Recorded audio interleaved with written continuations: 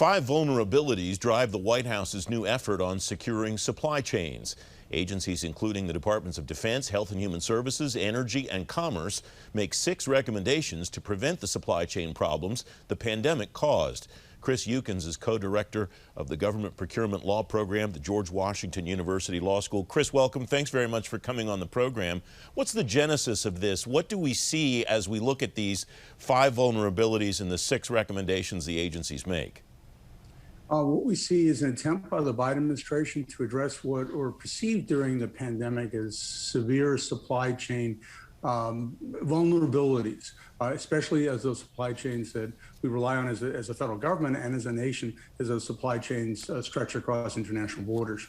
My main takeaway from this, Chris, was the speed at which the agencies, the 4 agencies I listed, undertook this work and have produced these recommendations. What does that say to you about what these agencies have been thinking about already leading up to the production of this report about the supply chain vulnerabilities in their areas of expertise? Well, that's a very interesting question. I think that let's just focus on 2 of the areas. One of them is with regards to critical medicines.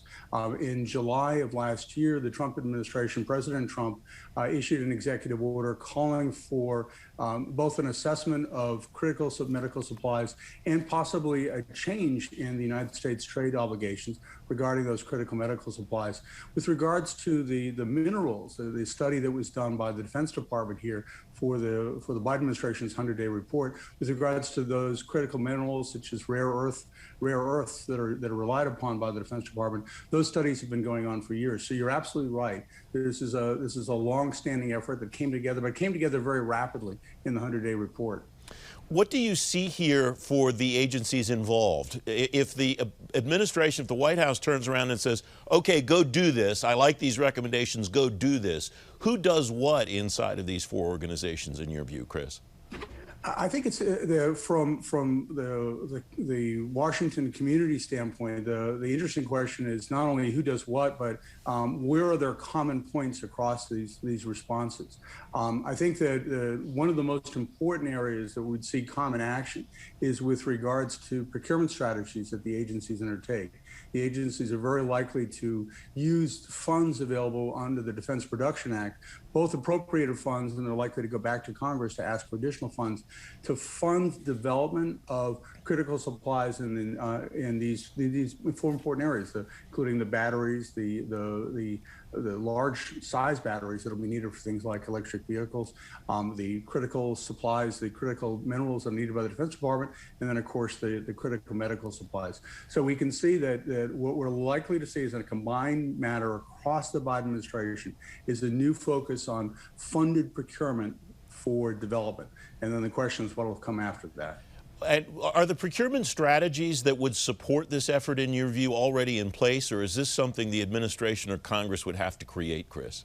They are. It's really interesting. They are in place. The procurement strategies under the Small Business Innovation Research, or SBIR program, which is already authorized and run. It's a very successful program run by the Small Business Administration. Those strategies are already in place. And so the question for the business community in Washington is, are those SBIR type strategies which fund development and then create preferred procurement for the actual follow-on production contracts, are those SBIR strategies going to be ramped up for these critical supplies? That seems the 100-page report, the 100-day report isn't absolutely clear on that point, but it suggests that's the pathway that the agencies will follow.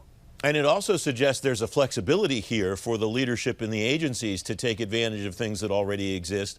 I'm encouraged by the fact that you're telling me there's a framework here potentially to meet these recommendations that the administration is making to itself, basically, and not some new infrastructure that would need to be created to try to deal with these supply chain vulnerabilities. That's what I'm hearing. Am I hearing correctly?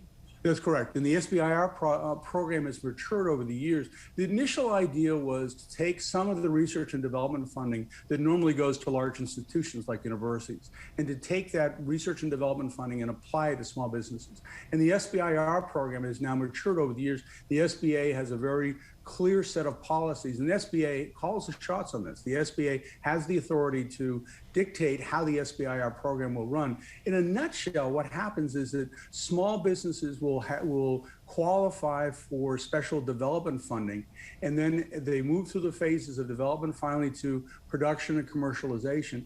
In commercialization, in that third phase, the small businesses have an absolute preference with regards to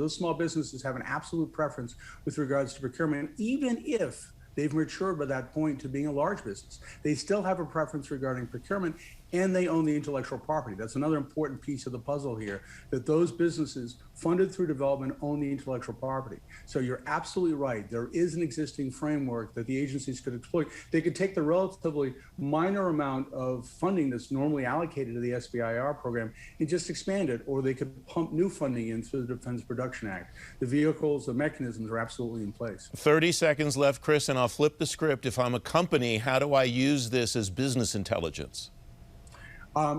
That's a very interesting point. I think that if you're a company with innovative technologies in these critical areas that have been identified, including, for example, the critical minerals or critical medical supplies, if you're a company with innovative technology, be aware that those small businesses that can go through an SBIR type mechanism, they may have an inside track. So look to partner with those small businesses that might have that inside track. Chris Yukins, terrific conversation. Thanks very much for your time.